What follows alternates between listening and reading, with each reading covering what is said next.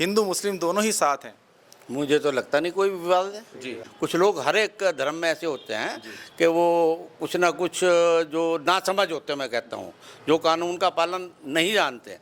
ईद के पर्व को लेकर के देश भर में तमाम जगहों पर शांतिपूर्ण तरीके से ईद की नमाज संपन्न हुई और इसी विषय में बातचीत करने के इस वक्त हम मौजूद हैं सहारनपुर में और हमारे साथ डॉक्टर अजय सिंह मेयर हैं, उनसे बातचीत करते हैं। सर, किस तरह देखते हैं आज पूरे देश में ईद का जो पर्व था वह सकुशल संपन्न हुआ और ईद की नमाज शांतिपूर्ण तरीके से संपन्न की गई? आपके माध्यम से सर्वप्रथम पूरे देशवासियों को ईद की बहुत बहुत बधाई। हम विक्रम संवत 2082 मना रहे हैं, नवरात्रों के पवित्र दिन है, इसकी भी सबको बहुत बहुत शुभकामनाएं। पूरे देश भर में ईद का जो पर्व है बहुत ही हर्षोल्लास उमंग के साथ मनाया जा रहा है। सभी को बहुत बहुत इसकी शुभकामनाएं। और जो देश है ये विविधताओं का देश है। यह देश जो है इसके आप देखते हैं यह देश ना होकर एक विभिन्न संस्कृतियों का, विभिन्न भाषाओं का, विभिन्न त्योहारों का और सबका मिला जुला एक देश है जिसके एक बड़ी भीनी सी खुशबू पूरे देश में दिखाई देती है।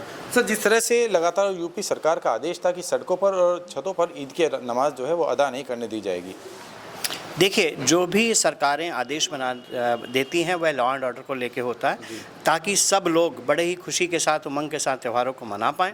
कई बार कुछ व्यवस्थाएं करनी पड़ती हैं, उस चीज़ों को उन्हीं व्यवस्थाओं के क्रम में ही देखा जाना चाहिए। आखिर सड़कों पर नमाज ना पढ़ने की क्या कारण मानते हैं सर? देखिए, लॉ एंड ऑर्डर एक बड़ी चीज़ होती है। कई बार बहुत ही कुछ जगह पे छिटपुट चीज़ें हो जाने से पूरा ही जो रंग है उसमें भंग पड़ जाता है। तो उन चीज़ों के लेके, लॉ एंड ऑर्डर को लेके पूरी सरकार सतर्कता बरती है। हर आयोजनों पे, हर त्योहारों पे सतर्कता बरती है। इस चीज़ को उसी क्रम में देखा जाना चाहिए। विपक्ष सर लगातार कहता है जिस वक्त नवरात्रों के दौरान शोभा यात्राएं जाती हैं, जोत लेने के लिए जाते हैं, कावड़ के दौरान यात्रा निकलती, क्या उस वक्त लॉ एंड ऑर्डर नहीं खराब होता? मुझे नहीं पता विपक्ष का कोई ऐसा मेथड अगर उनके पास है तो उनको सुझाना चाहिए कि शोभा यात्रा या किसी भी तरह के प्रोसेशन है, चाहे मुहर्रम को लेकर जुलूस हो। मैं खुद लखनऊ में लंबे समय तक रहा हूँ और मुहर्रम के जुलूसों को मैंने बड़े नज़दीक से देखा। तो उनके पास कोई इस तरह का अगर विषय है कि इन यात्राओं को या मुहर्रम के जुलूस को किसी और तरह से निकाला जा सकता है, कुछ पे सुझाव दें। विरोध की राजनीति करना कोई विषय नहीं होना चाहिए। और आज मैं आपसे भी अनुरोध करूंगा, आज बहुत ही हर्ष का दिन है, इस तरह के सवाल फिर किए जाएंगे। सवाल सहारनपुर में आज देखा गया फिलिस्तीन के झंडा लहराया गया, तमाम लोगों ने यहाँ पर प्रोटेस्ट किया, जो कि शांतिपूर्ण तरीके से नमाज अदा कर दी गई थी। उसके बाद इतनी भारी संख्या में क्यों लोग? आपके पहले प्रश्न का उत्तर आपने खुद ही दे दिया। इस तरह के जो लोग होते हैं, कई बार छुटपुट लोग होते हैं, छुटपुट घटनाएं करते हैं और वह पूरे ही समाज में द्वेष की भावना, वैमनस्य पैदा करने की कोशिश करते हैं। और लॉ एंड ऑर्डर अपना काम करेगा और आपको मालूम है पूरे प्रदेश में जिस तरह की प्रशासन की शांति की व्यवस्था है उसके अनुरूप उस पर काम किया जाएगा। और जो आपका पहला सवाल था, आपने खुद ही उसका उत्तर अभी अभी दे दिया है। सर, लेकिन अब जिस तरह से कुछ लोग उनके पक्ष में उतरे हैं, सहारनपुर के सांसद इमरान मसूद भी अभी हाल ही में उन लोगों के पास गए हैं, उन लोगों से मिले हैं, किस तरह देखें सर? नहीं, सांसद जी उनके पक्ष में नहीं उतरेंगे, मुझे नहीं लगता। सांसद जी बहुत विद्वान आदमी है, बहुत समझदार आदमी है, उनको भी ईद की बहुत बहुत शुभकामनाएं। और वो उनके पक्ष में नहीं उतरे होंगे, वह और किसी विषय को लेकर गए होंगे। और पक्ष में तो सांसद जी नहीं उतर सकते। उन्होंने देश के सबसे बड़ी संविधान, बाबा साहब के द्वारा रचित संविधान की शपथ ली है और देश की सबसे बड़ी पंचायत का सदस्य चुनकर लोगों ने उन्हें भेजा।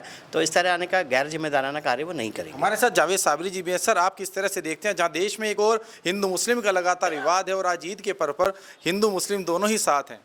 मुझे तो लगता नहीं कोई विवाद है जी। हम सारे लोग यहाँ खड़े हैं, आज नवरात्रि भी है जी और ईद भी है जी। तो मुझे तो कभी नहीं लगा। हमें जो बरसों पहले से भी सारे दोस्त, सारे भाई इसी तरह आते थे और आज भी इसी तरह रहे। ये तो सिर्फ सोच की बात है। कुछ लोग हर एक धर्म में ऐसे होते हैं कि वो कुछ ना कुछ जो नासमझ होते हैं, मैं कहता हूँ, जो कानून का पालन नहीं जानते।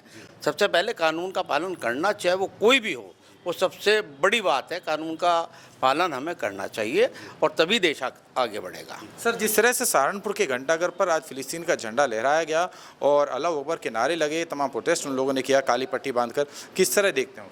देखिए, मैंने आपको अभी कहा है कि हर मज़हब में कोई ना कोई दंगई ऐसा होता है जो सारे समाज को बदनाम कर देता है।